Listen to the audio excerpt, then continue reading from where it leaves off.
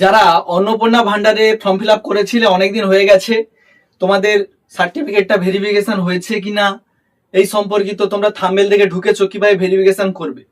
প্রথমত তোমাদেরকে অন্নপূর্ণা ওয়েবসাইটটাতে চলে যেতে হবে। আমি পাশে দেখাচ্ছি মোবাইল স্ক্রিনে। ওয়েবসাইটে যাওয়ার পরে তোমরা সেখান থেকে তোমাদের ডিস্ট্রিক্টটা চুজ করবে। করার পরে মোবাইল নাম্বারটা দেবে। দেওয়ার পরে নিচে দেখবে একটা যোগ করতে দেওয়া থাকবে, সেই যোগ করে কত হয় এখানে বসিয়ে দেবে। নিচে বসিয়ে দিয়ে তোমাদেরকে সার্চ করতে হবে। করলে দেখবে তোমাদের পেজটা খুলে যাবে। Family level data collection form ডাউনলোডের একটা অপশন খুলবে, আর এমনি একটা পেজ খুলে যাবে যেখানে তোমাদের অ্যাপ্লিকেশন নাম্বারটা লেখা থাকবে।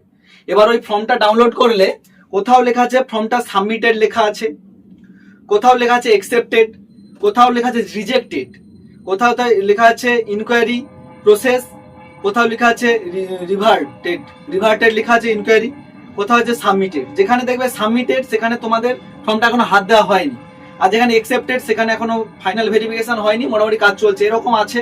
আগে তোমরা দেখো তোমাদের সার্টিফিকেটটা কি দেখাচ্ছে।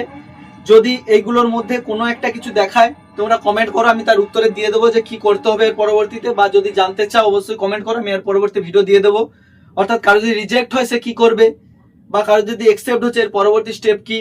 কেননা একটা কথা মাথায় রাখবে, এই মাসের পরবর্তী মাসের 1 তারিখে টাকা ঢোকার একটা চান্স আছে, যেটা অফিসিয়ালি ভাবে একটা অ্যানাউন্স হয়েছে, বা পাশাপাশি আমরা শুনছি গুজবেও যে 1 তারিখ থেকে টাকা ছাড়বে। তো সেই কারণে তোমার সার্টিফিকেটটা কি পর্যায়ে আছে, মানে ভেরিফিকেশন পর্যায়ে বা কিসে আছে তোমার অ্যাপ্লিকেশনটা, সেটা জানার জন্য তোমাকে কিন্তু অবশ্যই এই পদ্ধতিতে চেকটা করে নিতে হবে।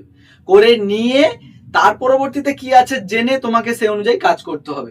যদি সাবমিটেড হয় তাহলে তোমার অ্যাপ্লিকেশনটা এখনো হাতেই দেয়নি কোনো অফিসার, সাবমিট হয়ে আছে, কোনো কিছু করে না। যদি রিজেক্ট করে দেয় তার মানে হয় তোমার কোনো এসআইআর হয়তো নাম ছিল, তুমি ভুল তথ্য দিয়েছো, বা তোমার ইনকামের কিছু ভুল তথ্য দিয়েছো, বা তোমার বাড়িতে গিয়ে হয়তো এই করেছে। আবার অনেকের কিন্তু মোবাইলে ফোন করেও ভেরিফিকেশন করতে পারে, তবে অবশ্যই যাচাই করে সব তথ্যগুলো জানাবে। বাড়িতে কেউ এসে বললো আমি ভেরিফিকেশন করতে এসেছি বলে ডকুমেন্টস চাইবে, তুমি দিয়ে দেবে, পরবর্তীতে ভুগতে পারো। তুমি অবশ্যই যাচাই করে নেবে। কিভাবে যাচাই করবে, তোমার এলাকার পঞ্চায়েত প্রধান তাদেরকে সঙ্গে কথা বলবে যে ইনি এসছেন, ইনি কি আদবে সরকারি আধিকারিক, এটা জেনে কিন্তু সার্টিফিকেট গুলো তার সামনে বের করবে।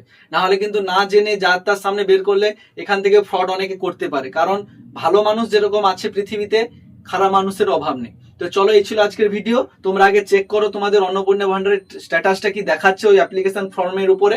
দেখে তোমরা আমাকে কমেন্ট বক্সে কমেন্ট করো, আমি তার উত্তরে তোমাদেরকে কমেন্টটা রিপ্লাইটা দিয়ে দেবো। তার পরবর্তীতে তোমাদের কি করণীয় বা কি করা উচিত।